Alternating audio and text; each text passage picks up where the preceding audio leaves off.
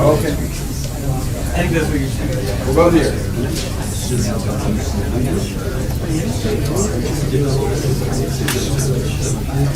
It's in my short experience, that's what I know this field.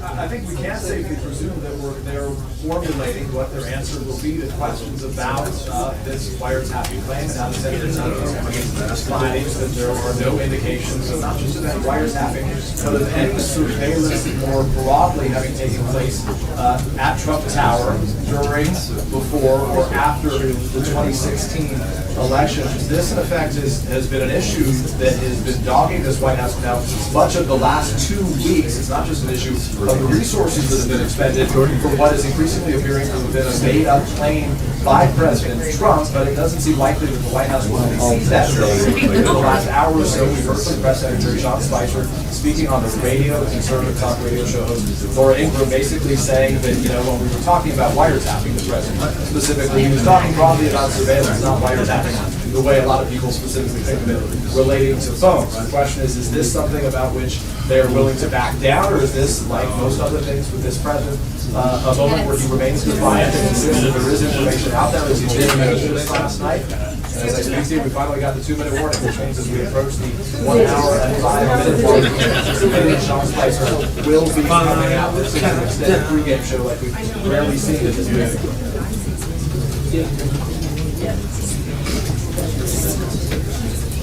Yeah. Well, we just got the 2-minute warning, Brooke, in just the last couple of minutes, so we should be starting this shortly. We should point out that we got a 10-minute warning back at 2:20, I think. So I know there's college basketball on right now, but I feel like we're seeing the four-corner offense being run over here at the White House. Not sure if they're running out the clock here, but there are a lot of questions to ask. Obviously, there are those wiretapping questions that was raised just before the scheduled 2 o'clock start time.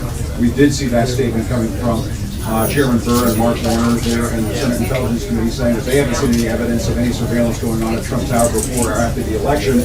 But we were expecting to have the O&B Director, Ms. Mulvaney, come out here and talk about the President's budget for fiscal year 2018, which obviously has a lot of questions baked inside of it. Presumably, there are going to be a lot of questions asked about that here as well, but you also have the fact that the President's second attempt at a travel ban was held up in the courts last night, and so there are no shortage of questions here.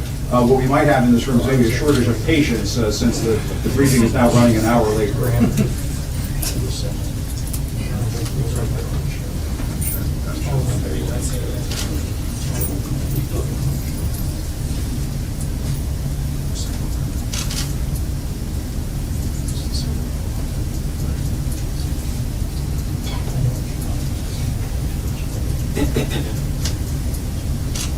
Right, and I tried to press Sean Spicer on this a couple of days ago and asked, well, are we going to see something coming from the administration to the House Intelligence Committee, which has essentially set a deadline for next Monday to have some kind of evidence from this administration to back up the president's claims, which are still so far baseless. And Sean Spicer said yes, but then last night you heard the president say in an interview, a newspaper article or a Fox News interview might have been the basis for that, and it looks like we are getting started here, so we'll toss it back to you. We have officials coming in the room, so I don't think we see Sean Spicer just yet.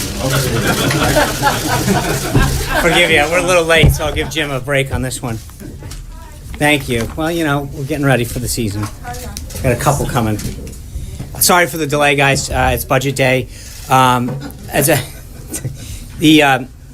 I was supposed to kick this off with Director Mulvaney. He's still on a call with the governors.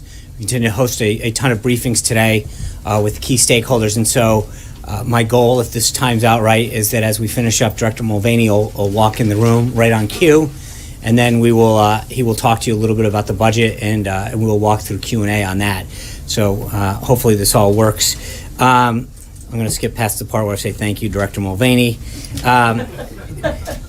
As the director will say, the president's budget blueprint keeps his promise to put America's security first, turning his words directly into policies that restore and respect for our citizens' hard-earned tax dollars. There were some additional non-budget events of the day. This morning, the President had a bilateral meeting with the Taoiseach Kenny of Ireland. Our two nations have a long history, common values, and important economic ties. The President was honored to host him here in the Oval Office and recommit to strong social, political, and economic relations between the U.S. and Ireland. This afternoon, the President made the remarks at the Friends of Ireland luncheon at the Capitol.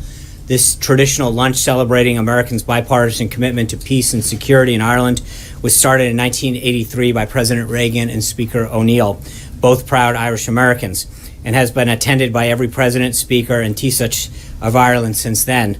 And also while at the Capitol this afternoon, right around now, the Vice President is swearing in former Senator Dan Coates as the next Director of National Intelligence in his ceremonial office.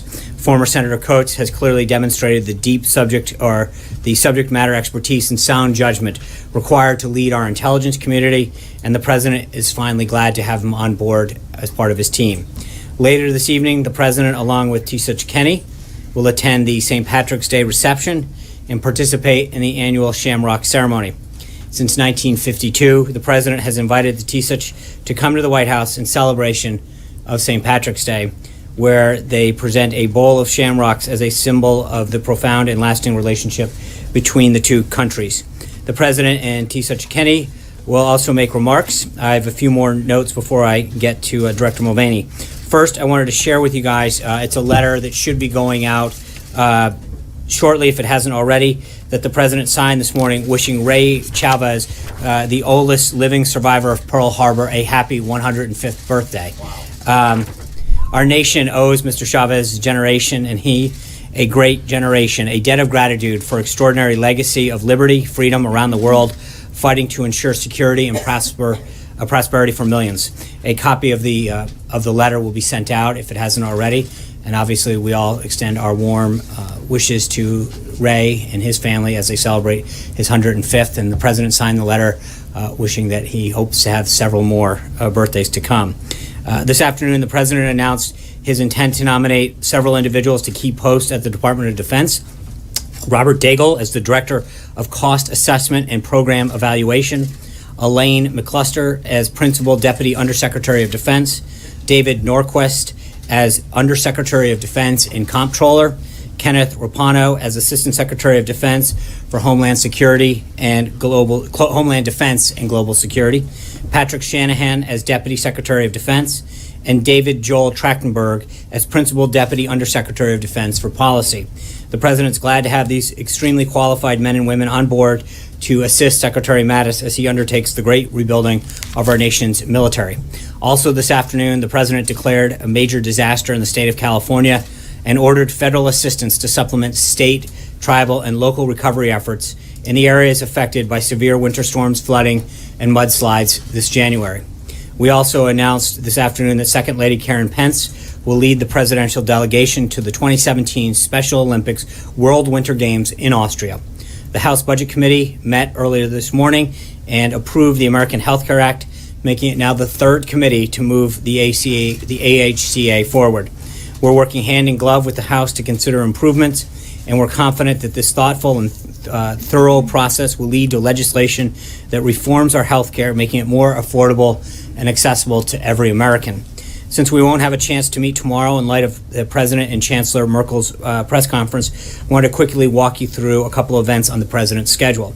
Tomorrow, of course, the President will welcome German Chancellor Merkel here to the White House, rescheduling from the snow, inclement weather that prevented that from happening the other day. The President and the Chancellor have a series of meetings, and then we'll host a roundtable focusing on the importance of vocational training with both American and German business leaders. They will also have a press conference in the afternoon. We'll have details on the entire day later this afternoon. Also tomorrow, the President will attend a listening session with Veterans Affairs and VA Secretary Shulkin and representative from the various veteran services organizations. It's incredibly important to the President that we reform the VA system so they can fulfill the promises made to the men and women who risk their lives for our nation. He looks forward to discussing potential changes that can help improve the Veterans Administration. On Monday, the President will meet with Bill Gates, the co-founder of Microsoft. He'll also have lunch with the Vice President and a meeting with the Secretary of State. Later that afternoon, the President will welcome Prime Minister Abadi of Iraq to the White House. And on Wednesday, the President has invited all 49 members of the Congressional Black Caucus to come to the White House for a meeting. The President looks forward to welcoming for what he hopes will be a productive discussion. And I also want to remind everyone that I did yesterday via Twitter that the lottery for the 139th annual White House Easter egg roll is open until Saturday, of this coming Saturday. Everyone who's interested in attending can go to recreation.gov. Further information is at whitehouse.gov for details. At his rally last night, the President addressed the decision by the federal district court in Hawaii to block his lawfully executive order. As the President said last night, quote, "The law and the Constitution give the President the power to suspend immigration when he deems it to be necessary in the national interest." The court didn't even bother to quote the relevant statute in its opinion, which could have plainly shown that the President clearly has this authority. I know you've heard it before, but since the court didn't, let me quote it again for you. 8 U.S. Code 1182 states, quote, "Whenever the President finds the entry of any aliens or any class of aliens into the United States would be detrimental to the interests of the United States, he may, by proclamation, and for such period as he deem necessary, suspend the entry of all aliens or any class of aliens as immigrants or non-immigrants, or impose on the entry of aliens any restrictions he may deem appropriate," end quote. The Department of Justice, quote, said that in a statement that they strongly disagree with the federal district court's ruling, which is flawed in both reasoning and scope. DOJ continued, quote, "The President's executive order falls squarely within his lawful authority in seeking to protect our nation's security, and the Department will continue to defend his executive order in the courts. The Department is exploring all available options to vigorously defend this executive order. We intend to appeal the flawed rulings. Currently, the Department of Justice is determining the legal strategy and timing. We expect action to be taken soon to appeal the ruling in the Fourth Circuit and to seek clarification of the order prior to appeal in the Ninth Circuit. The danger is real and the law is clear. The President was elected to change our broken immigration system, and he will continue to exercise his constitutional authority and presidential responsibility to protect our nation." And just before I get to your questions, and then before I will introduce Director Mulvaney, I just want to follow up on a couple questions that have come up recently. John Decker asked multiple times on the enforcement of the President's executive order to restrict lobbying activities of executive branch employees, which includes a 5-year ban on lobbying agencies where you've served and a lifetime ban on lobbying from foreign governments. I said I'd get back to John, so here we go. The executive order itself has a section 5, which focuses on enforcement. The order outlines that each agency head is tasked with working with the Office of Government Ethics to establish procedures for determining potential violations of the ethics pledge. Should a violation be determined, the executive order authorizes the Department of Justice to enforce the order through several mechanisms. Debarment proceedings, these would restrict an individual or his or her associated entities from doing business with the federal government. Seeking an injunction, such as a restraining order from lobbying for 10 years, the 5 years in the ethics agreement plus an additional 5 years, or civil penalties such as a fine commensurate with the nature of the violation. The President fully expects the Department of Justice to vigorously enforce this executive order.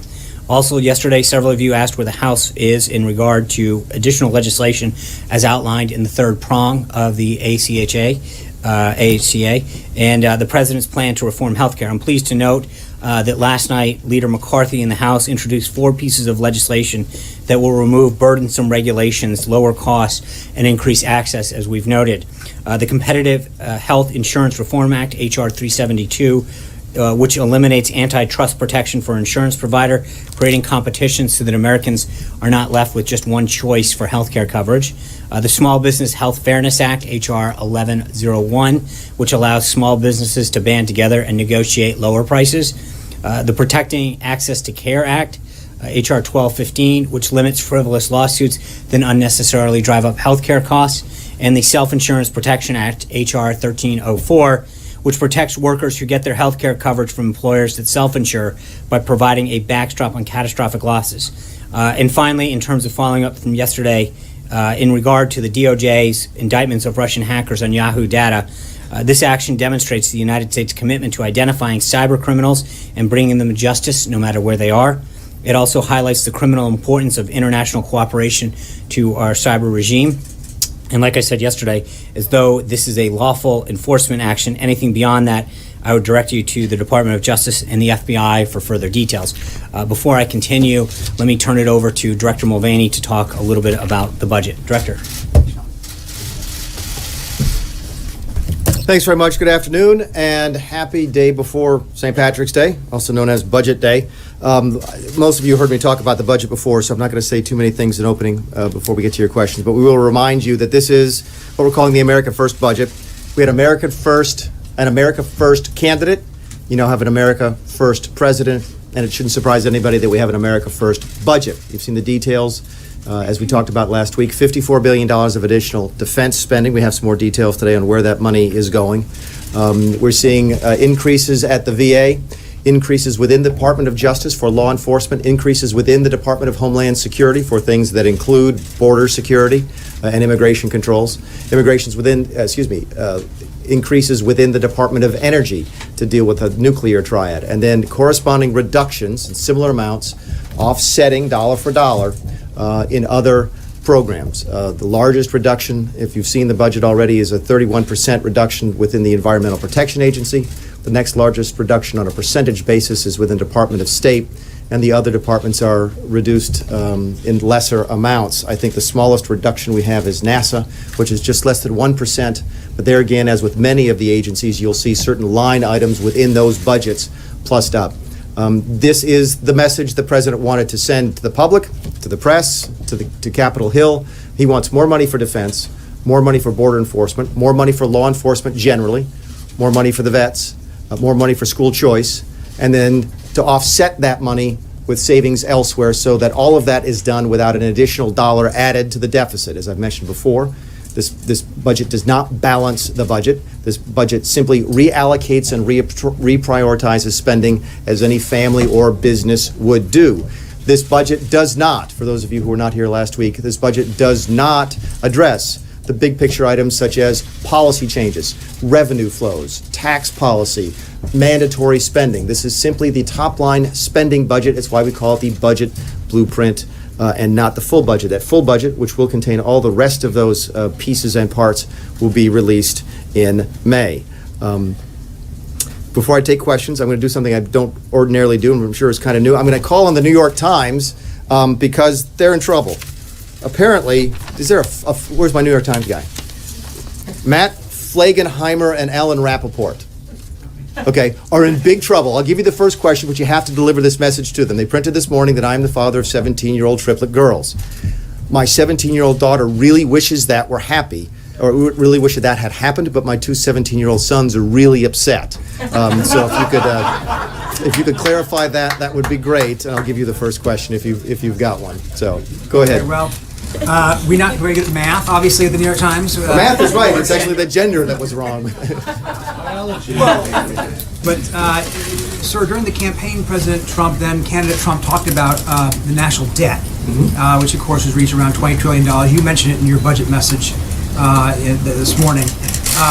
Is there a plan, as the president talked about during last year's campaign, to actually eliminate the national debt in 8 years? He said during the campaign it would be easy to actually eliminate the entire debt, not the deficit, but the debt in 8 years. Is that something that this president is actually committed to trying to do? It's a good question. It's a fair question. I would just suggest to you it's not the right time for the question. The budget blueprint, again, does not deal with the debt. It even doesn't even deal with the deficit. It is simply the first part of the appropriations process. We'll send this up to the Hill now, and the appropriations committees of the House and the Senate. Of course, the House controls the power of the purse.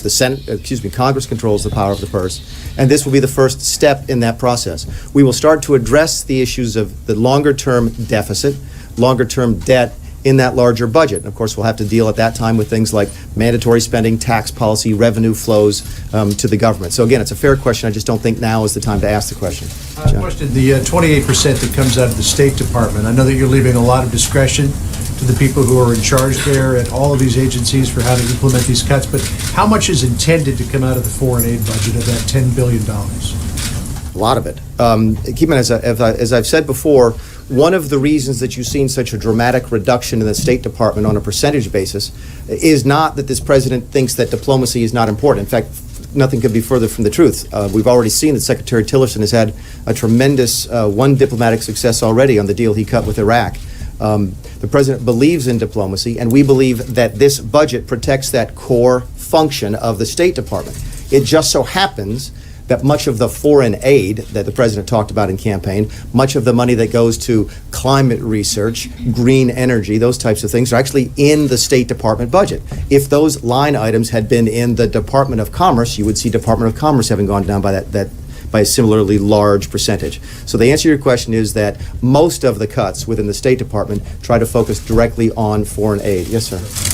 Yes, the budget showed a 0.8% decrease for NASA, but you've also talked about in the administration using private companies such as SpaceX, for example, for more of that. So does this show is some of this going to be shifted over to the private sector, and does this show a commitment on the administration's part towards science and NASA? It does. Again, if you go back and you do what we did, which is go back through the president's speeches, the interviews he gave, and just talking to him, we tried to identify his priorities. And one of the things he told us was, look, I'm still interested in America being involved in space exploration. So even though the overall top line number at NASA is reduced by a small fraction, I think it's 0.8%, as you mentioned, individual line items that deal with specifically space exploration are actually plussed up. And part of the intent there is to promote exactly what you just talked about.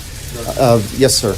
Two questions. Your own experience in the House tells you that a lot of these cuts haven't been voted for before. Do you consider this budget an opening bid, and do you expect a lot of pushback even from Republicans on the specificity and the size of these cuts? And secondly, to take your point about the president's words on the campaign, those of us who traveled around with him remember he said he didn't want to touch Social Security, Medicare, the big entitlements. The fact that that's not in this budget, is that a signal that those programs are going to remain untouched, and as the Committee for Responsible Federal Budget said, that ignores 70% of spending and 90% of its growth over the next decade? I'll deal with the second one first, which the president is absolutely going to keep the promises he kept on the campaign trail. Again, you will see no reference in Social Security here, no reference to Medicare here, no reference to Medicaid here or any of the other mandatory programs, what some people call entitlement programs, because that's not what this budget is. This is the discretionary part of the budget, half of which, as you know, is defense, and the other half is everything else, the alphabet soup of government. So just because it's not here doesn't mean we're dodging the issue. You would never see in any budget blueprint that deals with the top line spending numbers, Social Security, Medicare, and Medicaid. To your other question about it not being popular on the Hill, I can recognize that. I've been on the Hill enough to know that some of these will be very unpopular. Keep in mind, the president is in a unique position. I've been a member of Congress. I represented 700,000 people in South Carolina. I had my constituency. It was a district. Senators represent an entire state. We're always dealing with special interests from back home. We're dealing with lobbyists from back home. The president is beholden to none of that. The president is drafted a budget for the entire nation because that's who he sees himself as representing. He did not ask lobbyists for input on this. He did not ask special interests for input on this, and he certainly didn't focus on how these programs might impact a specific congressional district. But we know that going into it. And again, the message we're sending to the Hill is we want more money for the things the president talked about, defense being the top one, national security, and we don't want to add to the budget deficit. If Congress has another way to do that, we're happy to talk to them about it. Yes, sir, in the glasses. James Bays from Al Jazeera. The United Nations says the world's currently facing the largest humanitarian crisis since the end of World War II. 20 million people in just 4 countries facing starvation or famine, and yet you're cutting funding to the UN, funding to the foreign aid budget. Are you worried that some of the most vulnerable people on earth will suffer as a result? We're absolutely reducing funding to the UN and to the various foreign aid programs, including those run by the UN and other agencies. That should come as a surprise to no one who watched the campaign. The president said specifically, hundreds of times, you covered him, I'm going to spend less money on people overseas and more money on people back home. And that's exactly what we're doing with this budget. Yes, ma'am. Yes. Given your focus on dollar for dollar offsets in fiscal 18, for your fiscal year 2017 request, you didn't insist on dollar for dollar offsets. Why is that? Why are you not concerned about adding to the deficit in fiscal 2017? The large part of the question deals with the 2017 request, which is a $30 billion. I think it's actually $3 billion and a half in there for the wall. and it's not entirely offset. There's a couple reasons for that. One of them is time. Another one is that some of that is what they call overseas contingency operations. Now, you also know that I have a somewhat colored history with the overseas contingency operation, but I will tell you that we went through this and made sure that the money that's being requested is true OCO. Means that it's focused truly on the areas where we involved overseas, Iraq, Syria, Afghanistan, those types of places. So we have sent them $18 billion worth of proposed reductions for the 2017, but not all of them were offset. Yes, ma'am. Melanie Order, CNSnews.com. The president has called for eliminating funding for the Corporation for Public Broadcasting and the National Endowment for the Arts. Yet the Republican Congress sends the president appropriations bills that fund CPB and NEA. Will he veto those bills and tell the Republican leadership to send bills that defund those things? I think the message the president sent right now is that we want to defund those, and there's completely defensible reasons for doing that. It's a simple message, by the way. I put myself in the shoes of that steel worker in Ohio, the coal mining family in West Virginia, the mother of two in Detroit, and I'm saying, okay, I have to go ask these folks for money, and I have to tell them where I'm going to spend it. Can I really go to those folks, look them in the eye and say, look, I want to take money from you and I want to give it to the Corporation for Public Broadcasting? That is a really hard sell. In fact, it's something we don't think we can defend anymore. As to specific vetoes, you and I both know it doesn't come over one by one. Line item by line item doesn't come over. They come over in large appropriations bills. And we'll work with Congress to go through the appropriations process, and we will make determinations on whether or not to sign appropriations bills or veto them at the appropriate time. Yes, sir. There's several places in the budget where you're talking about eliminating funding for unauthorized programs. Yeah. Are you laying down a marker about unauthorized programs, and do you think spending discipline would be improved if Congress authorized everything that it was? We hope so. For those of you who aren't familiar with this, we actually spend a lot of money in the federal government that's on programs that aren't authorized at all. Remember, the spending is sort of, to break it down, it's sort of a three-step process to spend money. You have to budget for it first. Then you have to authorize it, and then you have to appropriate it. But a lot of the programs that we've spent money on for years have been unauthorized spending. Either they used to be authorized, actually most of them used to be authorized and then they simply lapsed, and some of them were just never authorized in the first place. They simply were appropriated without any authorization. And yeah, the message is that's not the right way to do it. In fact, we think that's the wrong way to do it. You heard the president talk specifically on the campaign trail about at least 5% reductions for unauthorized programs, and that's what generated this budget.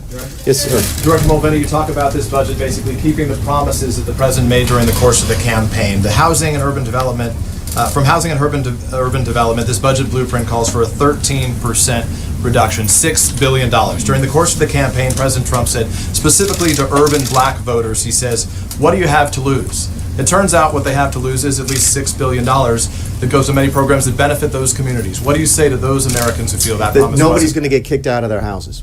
What we did when we looked at the HUD budget was try to figure out a way to spend money better. And what we saw, and I talked to Dr. Carson about this just today, what we saw as we went through the analysis of the HUD budget is that a lot of their money got spent on government housing and building it. It's actually infrastructure.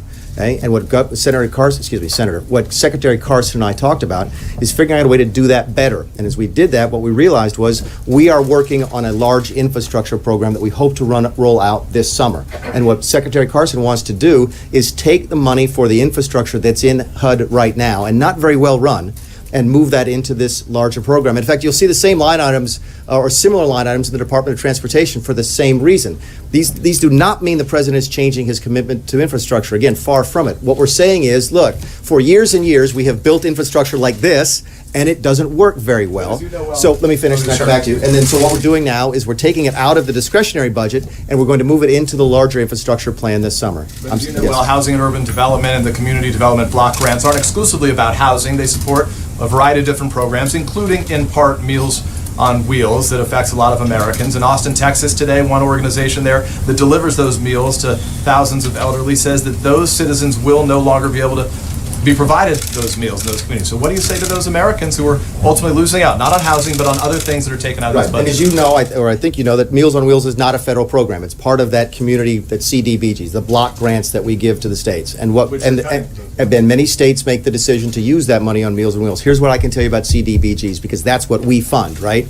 is that we spent $150 billion on those programs since the 1970s. The CDBGs have been identified as programs since, I believe, the second Bush administration, as ones that were just not showing any results.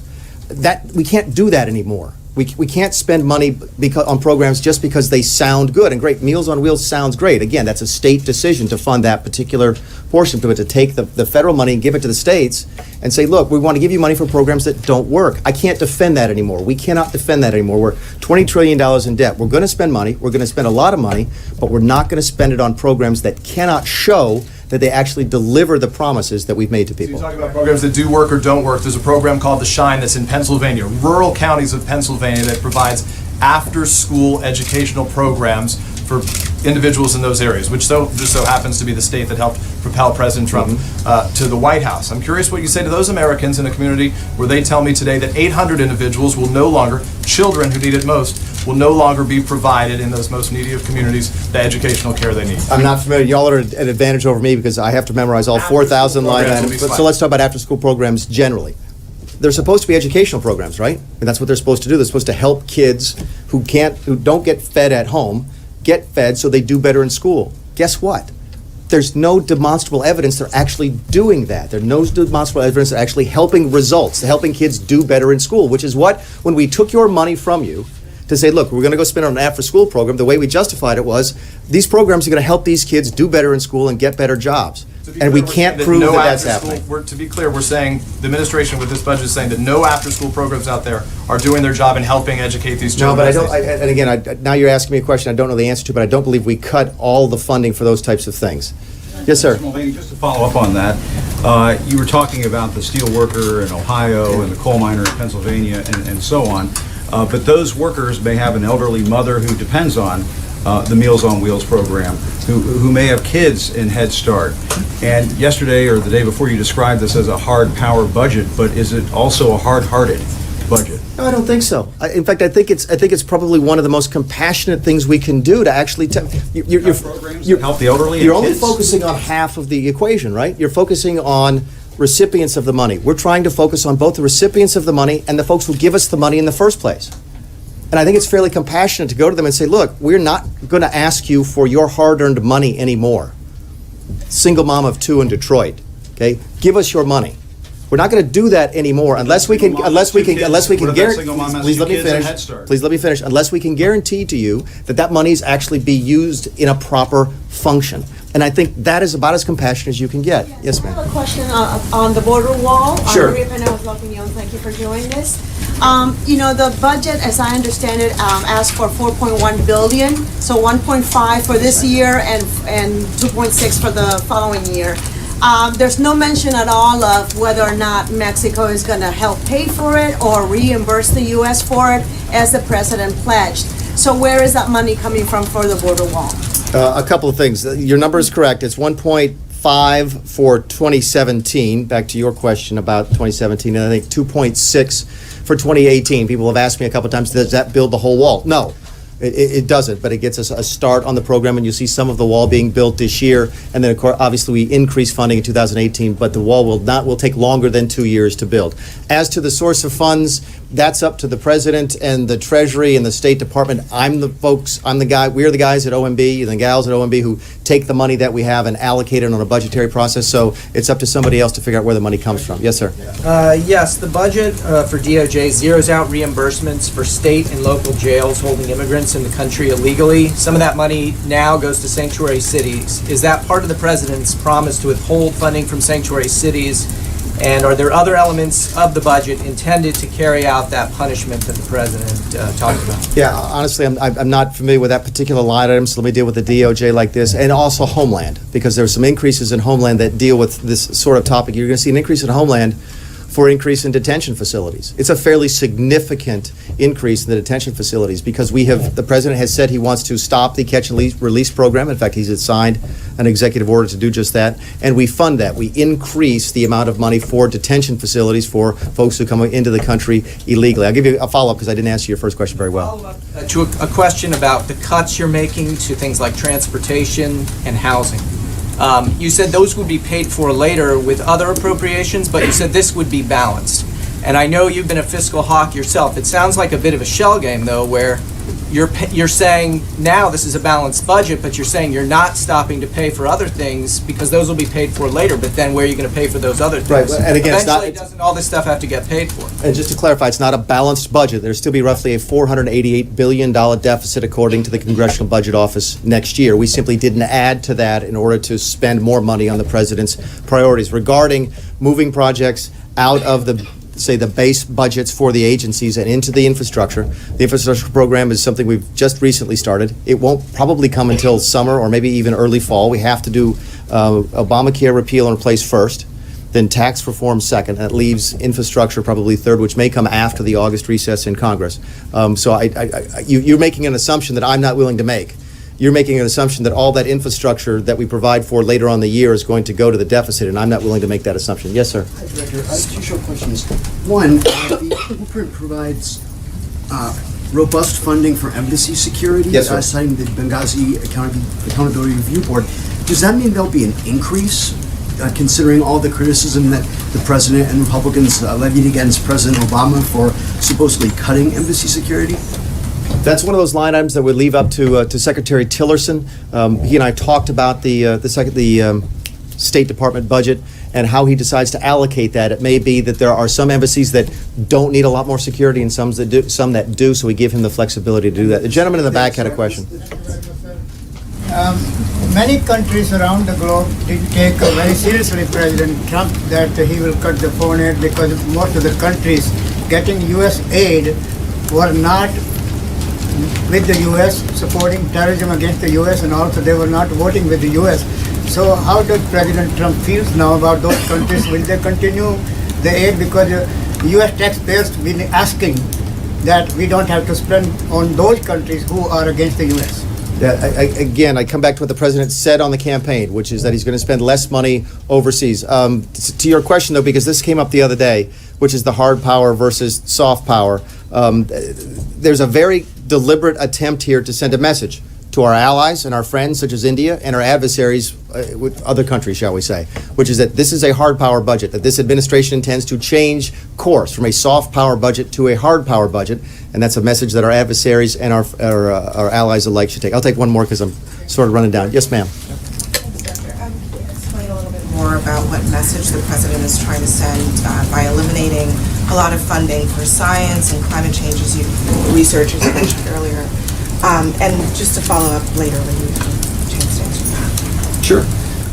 A couple different messages when we talk about science and climate change. Well, let's deal with them separately. On science, we're going to focus on the core function. There's reductions, for example, I think in the NIH, National Institutes for Health. Why? Thank you. Why?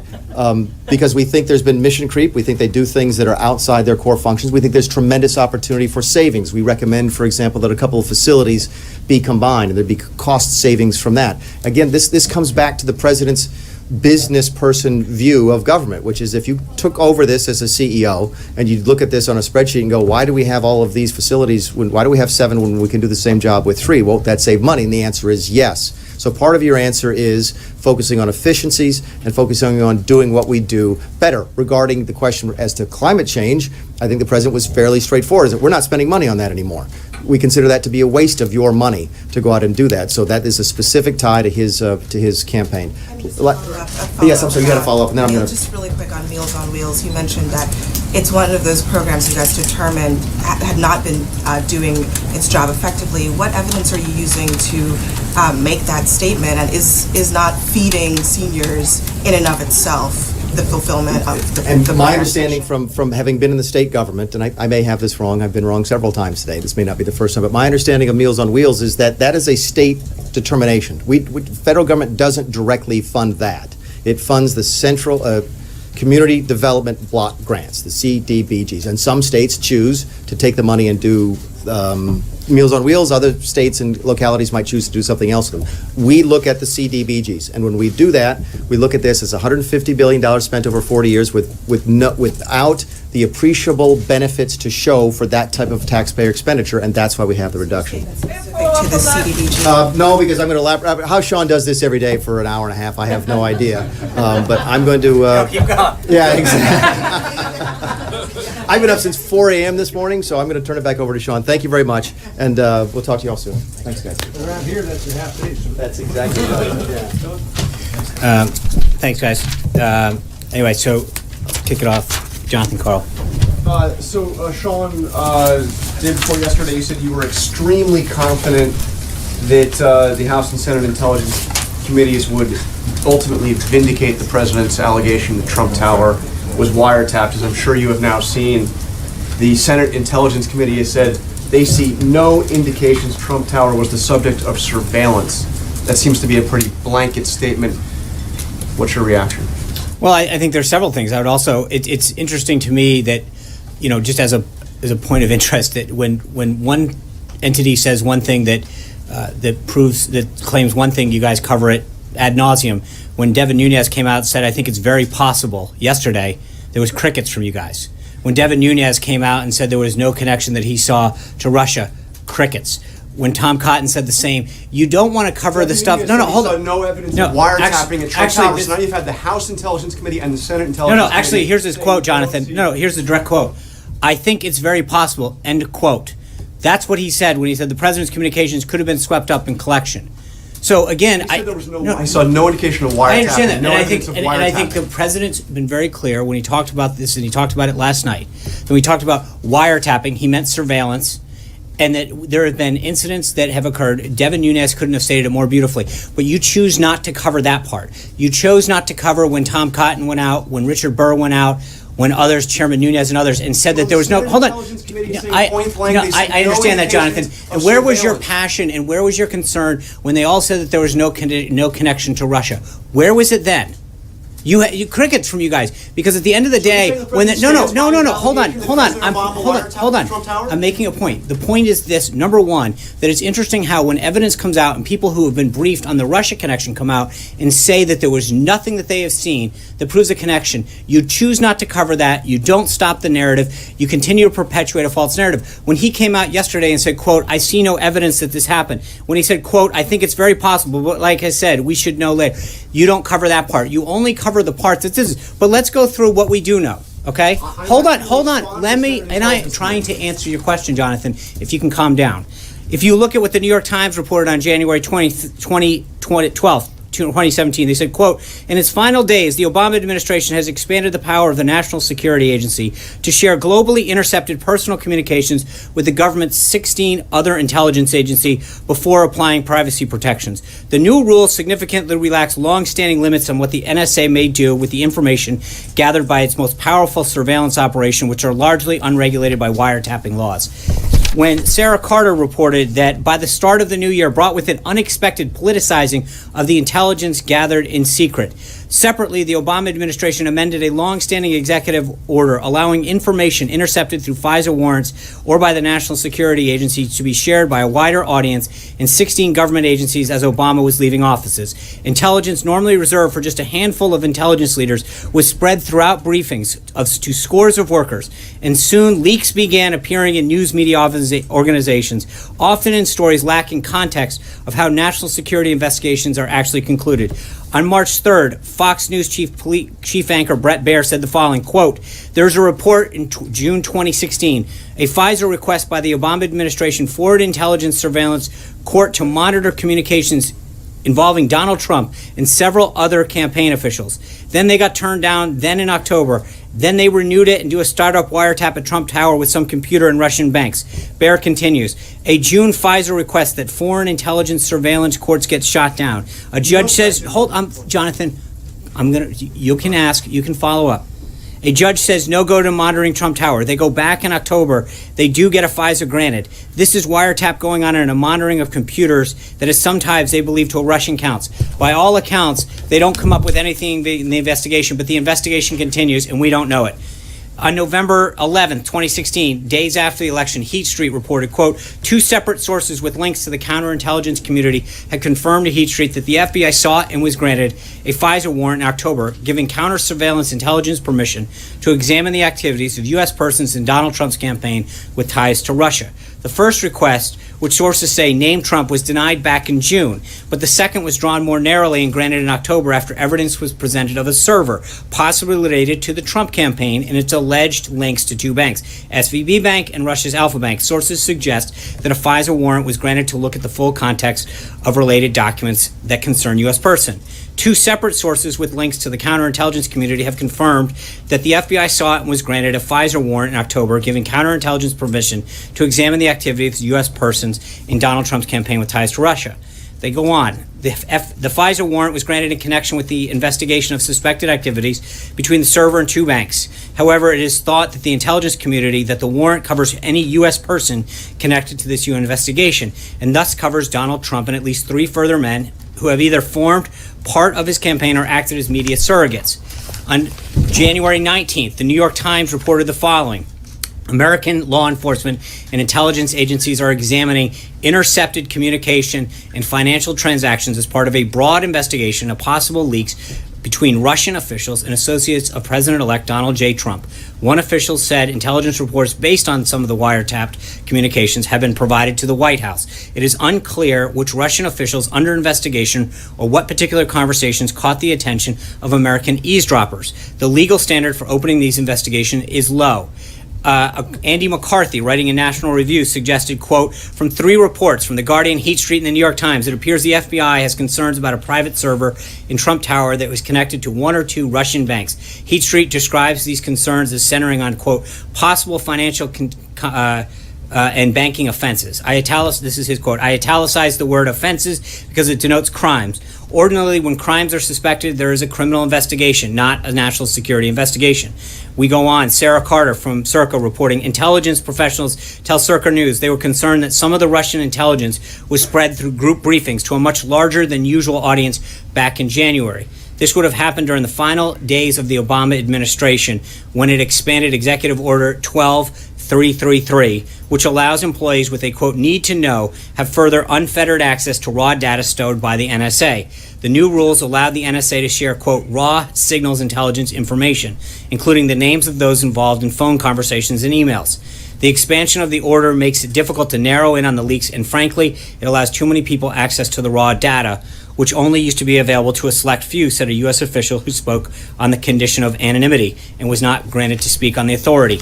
Numerous outlets, including the New York Times, have reported on the FBI investigation into Mr. Trump's advisors. BBC and then McClatchy revealed the existence of a multi-agency working group to coordinate investigations across the thing.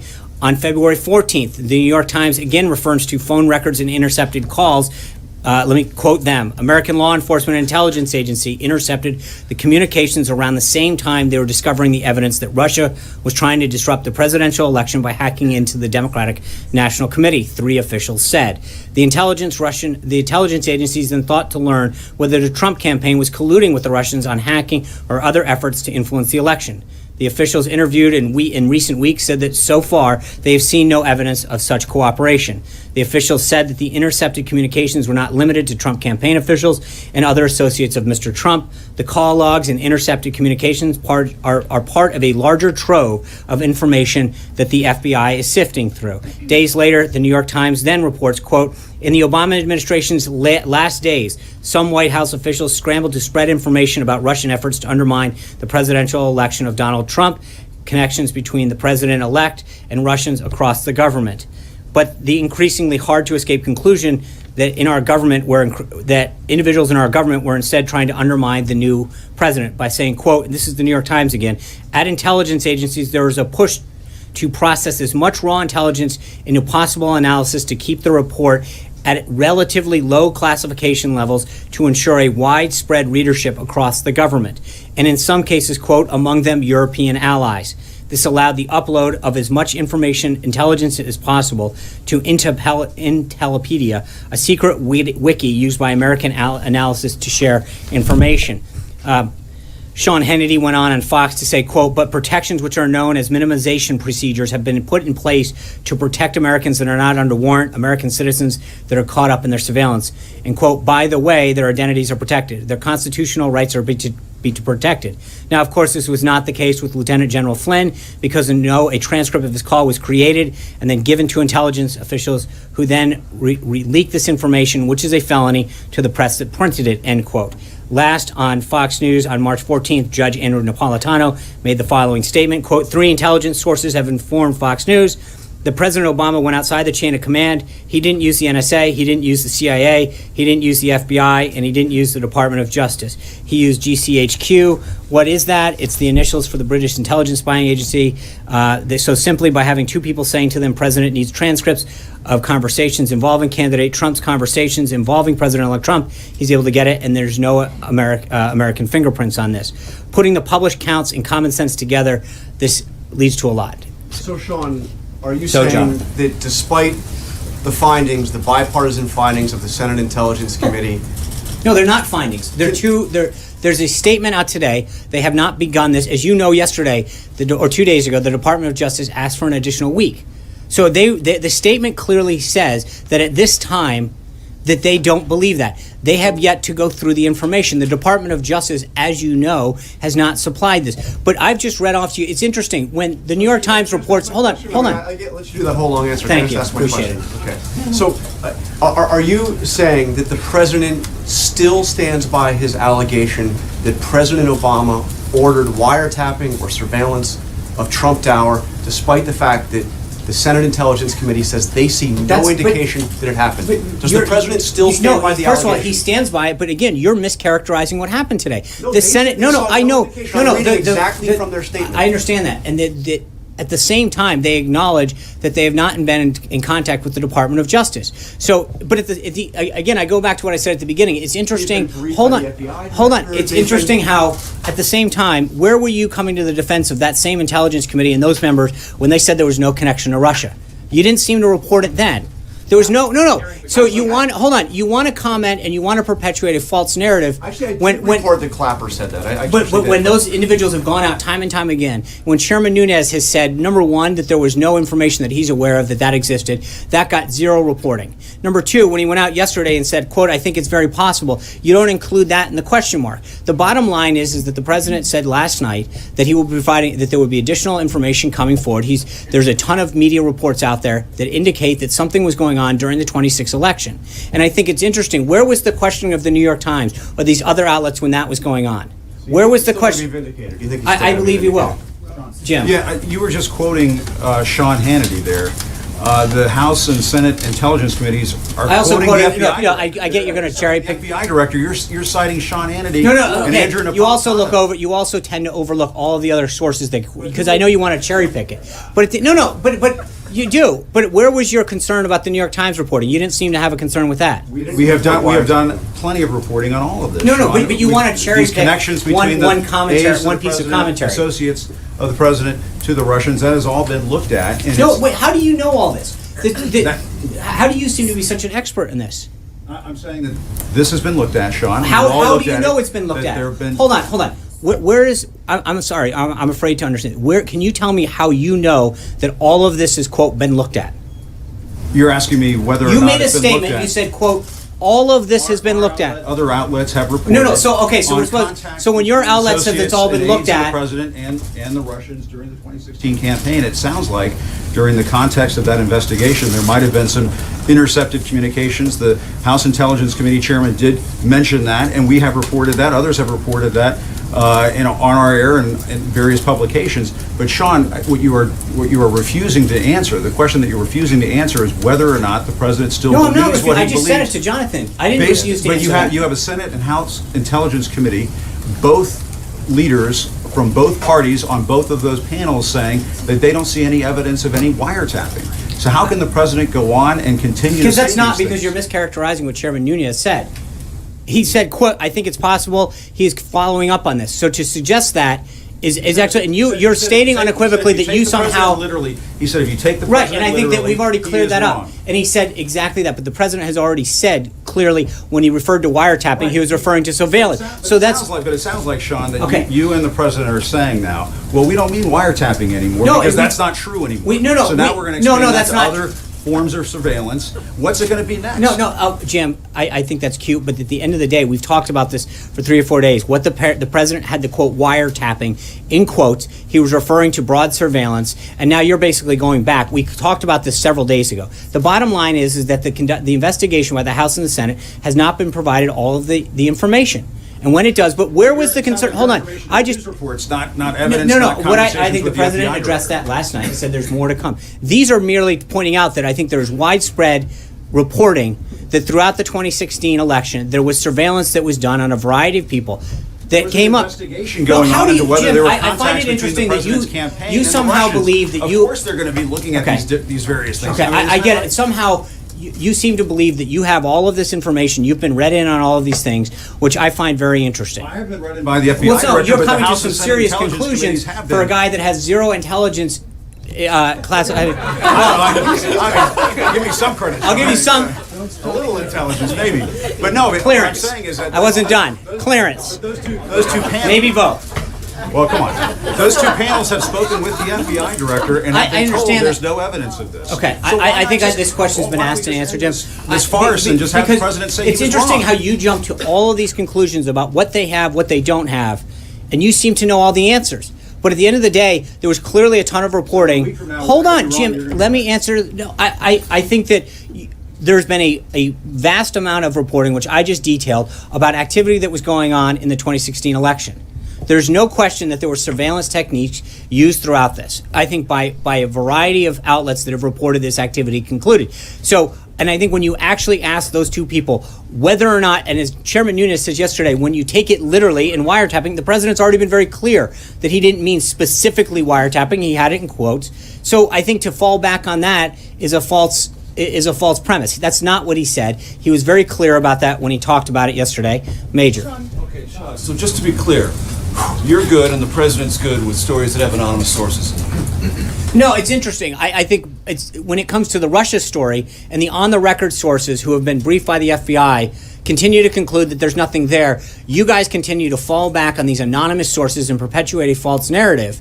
And yet, when it comes to us talking about all these reports in there, you then criticize anonymous sources. No, it's just interesting the sort of the double standard that exists when it comes to us citing stories, when it comes to, and then how you intend to use them. So let me ask you what the president said last night. He was asked by Tucker Carlson, you're in charge of the various intelligence apparatus that report to you. You can Right. ask them. And You said can, he was and you would be no, getting in the middle. Can I ask my question? Yeah. He said he was reluctant to do that. So let Right. me just put two things together.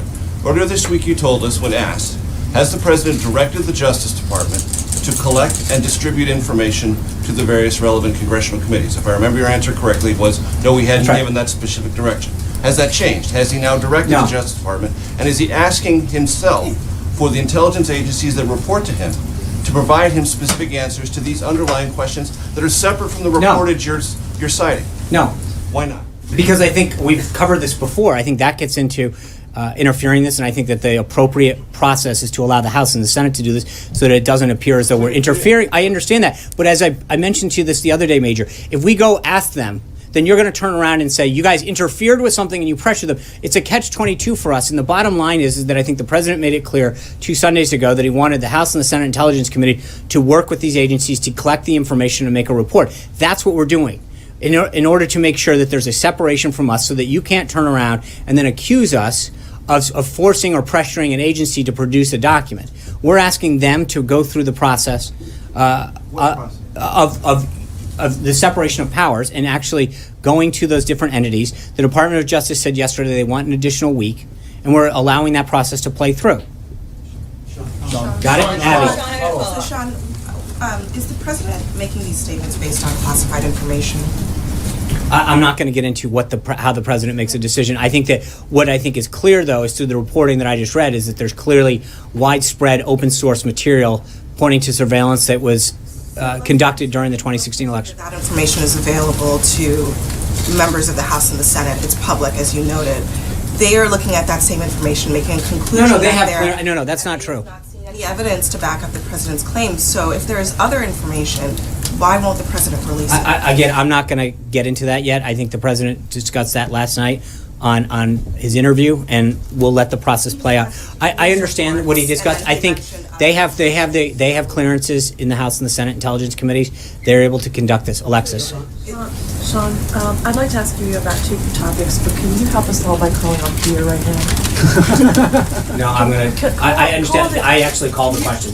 Alexis, if you don't want to answer the question, I can call on somebody else. On the New York Times, thank you. please? Gabby. Thanks, John. In the case that Judge Watson issued against the restraining order against Trump's the president's second travel ban, he included one of the president's tweets, and this was also included in the Washington State case. So I'm wondering, does it give the president any pause that this virtual paper trail is having an impact on advancing his agenda? Well, I mean, I think that the Department of Justice statement speaks for itself when it comes to that last night. The federal law that I read out clearly gives the president the authority. This is what we argued during the first one.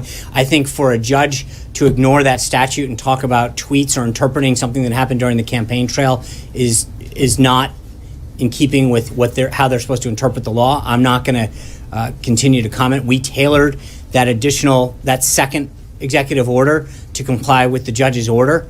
I think so to go back now and to say, well, based on how the first order was conceived, makes absolutely no sense, but I'm going to let the Department of Justice litigate that, how they do it. But that's the second order literally was tailored to the concerns that were rendered by the Ninth Circuit in the first executive order. So for them to then turn around and make arguments that are non-germane seems kind of odd, but I'll let the Department of Justice do that. Zeke. One quick follow-up on the loss the TRO yesterday. Is the president concerned that comments made by his staff came up in this lawsuit? Particularly the comments by Stephen Miller saying that the second travel ban would have roughly the same policy outcome as the first. That was the intent, and that was used by the judge in that case to sort of to get that TRO yesterday. Is he concerned that that there's mixed messaging coming out of the West Wing on this ban? No, he's not. And I think that the Department of Justice will be pursuing avenues that will seek to remedy this. I think when you read through the court's ruling in Hawaii in particular, it just doesn't seem to make sense. As I mentioned to Gabby, I mean, the executive or the second executive order was literally tailored. So to go back and talk about statements that occurred, in some cases well before even the first one, seems to not being an accurate reading of the law. But I'll let the Department of Justice, be the ones that argue this and make the appropriate legal argument. Hunter, Olivia, I'm sorry. Yeah.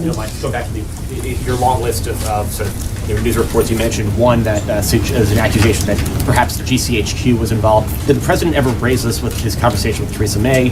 And if that were to pan out, would that imperil the special relationship between the United States? Again, these are just that happened, I think, 2 days ago. It was something that was reported on air. And I think the point is that there's been it has not been raised. But I do think that, again, we're not.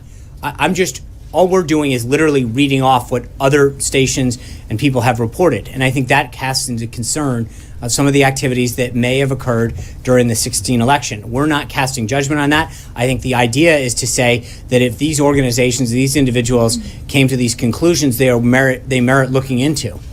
Olivier. Thank you, Sean. I got a couple for you. There's a news report about the president's meeting with the Saudi defense minister / deputy crown prince that says that the defense minister told the president about a terrorist plot against the United States. Did that happen? What's the nature of that? How worried should Americans be? We're obviously never going to comment on any kind of specific threats to the homeland. We're obviously committed to ensuring the safety of every American, but it should be no secret that we share intelligence amongst a variety of countries. And so we would never comment on a potential threat or not that existed, but we appreciate several countries that we work with closely to make sure that we do what we can to protect the homeland. One more. Secretary Tillerson in Asia said that 20 years of diplomatic efforts have failed to get North Korea to denuclearize. That's plainly true, but the question, I guess, that comes up is, does the president plan a break from diplomacy altogether, or are we looking now at only the use of force or some other coercive measures? I'm not going to comment on that. I think the president never takes anything off the table. That's something he's been very clear about. And with that, Blake.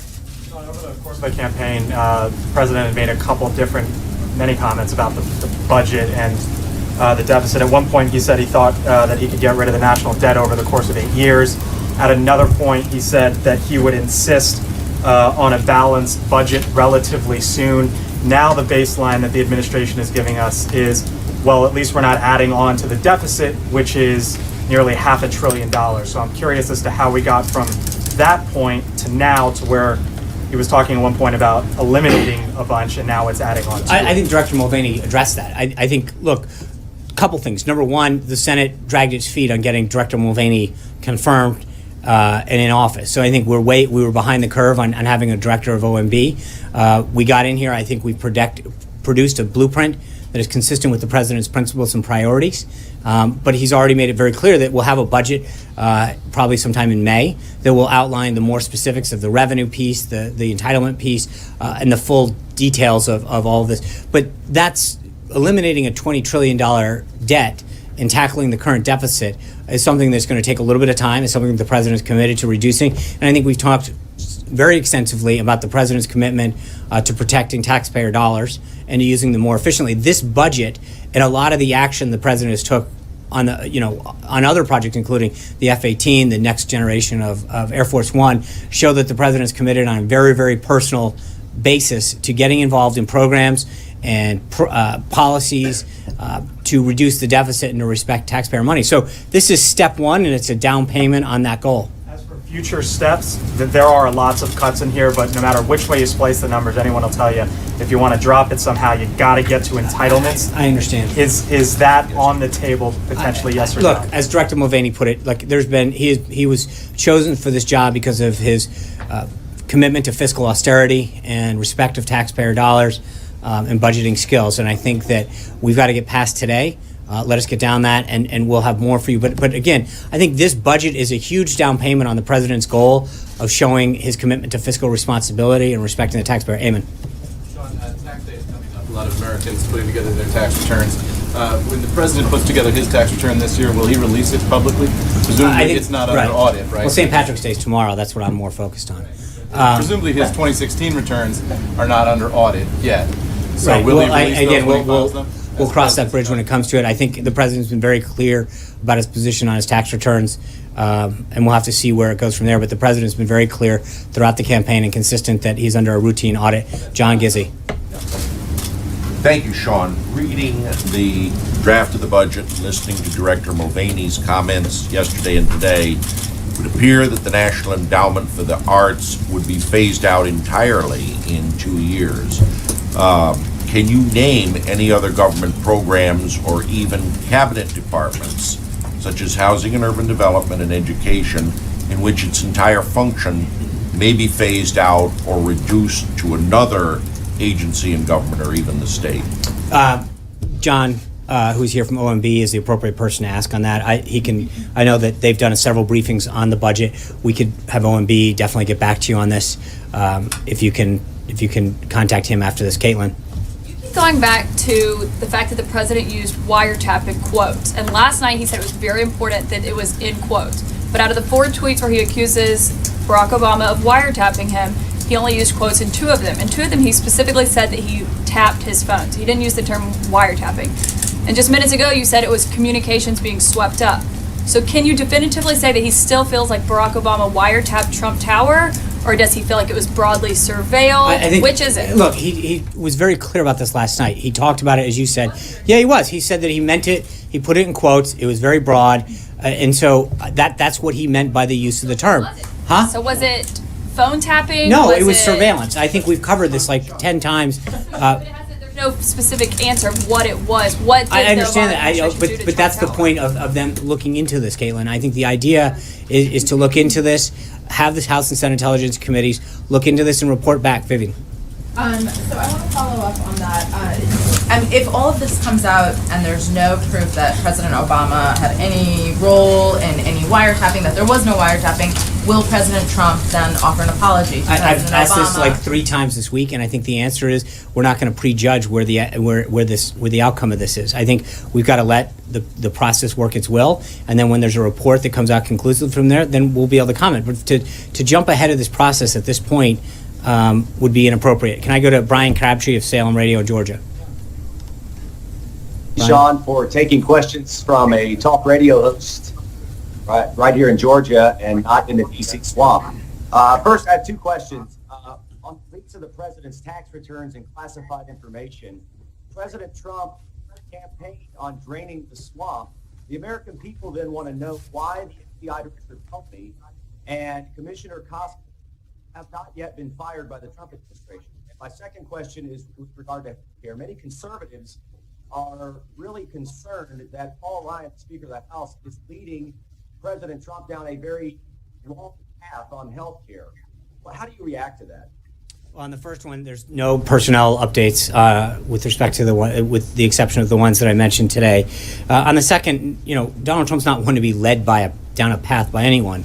I think he talked today at the lunch with the Taoiseach and Speaker Ryan that he is working hand in glove with the Speaker. He talked about it last night. This is a commitment that he has to enacting health care. This is a process that he is committed to, wants to see through because of a goal that he wants to achieve, which is making a more patient-centric healthcare system that lowers the cost and increases the options. But he doesn't get led down any paths. He leads very clearly. And I think if you listen to Speaker Ryan today, he's in agreement that there's been a strong partnership between the House, the administration, and I think the Senate so far to make sure that we get this bill done. And that's what our goal is going to be. And that's, so I would argue that we've actually done a pretty good job of getting that done. Jonathan. Decision to cut the National Institutes of Health budget by 19%. It's, as you know, a very important part of the government for funding medical research. Yeah. Budget Director Mulvaney yesterday acknowledged that the private sector can't fill that gap. When there are rare diseases, we do need a really robust government presence. The President invited a rare disease patient to his speech to Congress so he could talk about medical innovation and new cures. How do you square those things when you're cutting NIH by 19%? And many conservatives actually wanted to increase the budget. I think Director Mulvaney somebody asked him during the Q&A period the same question. And he suggested that it wouldn't be, my outtake from listening to him yesterday was that it wouldn't be cut. I mean, but again, there's this assumption in Washington, Jonathan, that if you get less money, it's a cut. And I think that the reality is that in a lot of these, there's efficiencies, duplicity, ways to spend money better. And I think if you're wasting a lot of money, that's not a true dollar spent. And I think when you look at the way that Director Mulvaney and the President approached this budget, it was, can we get more with the same dollar? Can we find duplicity? Can we find efficiencies? Can we combine, facilities in some cases at NIH to enhance a better experience, whereby we actually have an outcome that's reduced savings? But to assume that because you spend a ton of dollars, you're going to get a better outcome. I mean, with all due respect, you look at the District of Columbia, they spend by far more per capita than any other city in the country on education. And I think they have, tremendous issues that are constantly being dealt with in their education system. So to assume that just because you throw money at a problem, it's somehow magically solved is a very Washington way of looking at a budget problem. They believe a fifth of the... I understand that, and I think part of the issue is that we're working, as the director outlined a couple weeks ago during the passback process, is to work with them to talk to each of these agencies and departments about how to walk through their budget in a way that ensures that they can continue to do the core functions that they want while finding ways to reduce waste, enhance efficiencies, and get rid of duplicity. But that is a very Washington way of looking at a problem when you say, let's just look at how much we spend as a measure of how much we care or how much we're going to get done. And I think that the President's been very clear as to what his priorities on this budget are and the outcomes that we expect from every dollar that we spend. So for being in office for 55 days or 50 some odd days, whatever it's been, we've had a unique ability to go forward so far and make a very strong commitment to enhancing our national security, to protect the country and to keep America safe and its citizens safe, while at the same time making sure that we don't ask for people to work harder, to send more to Washington, that gets ultimately wasted. I just don't see how that's showing respect to the American people or the American taxpayer, especially when so many people are working 2, sometimes 3 jobs, or or both parents are working just to get by, pay the mortgage, and we're saying, hey, don't worry, keep sending more money to Washington, and we're not going to take the time. But there should be a review of all of these agencies. Director Mulvaney was pointing out how many unauthorized agencies and departments and programs we have throughout the government. If we're going to do that, at some point there should be a debate on whether or not these agencies and programs are achieving their mission. And if they are, then great, fund them. But if they're not, we shouldn't be asking hardworking American taxpayers to send more money to Washington to fund things that don't further those goals. Thank you guys very much. I look forward to seeing you all tomorrow. Take care. John, one Have a more. good one. Listen, will you put it to rest, John?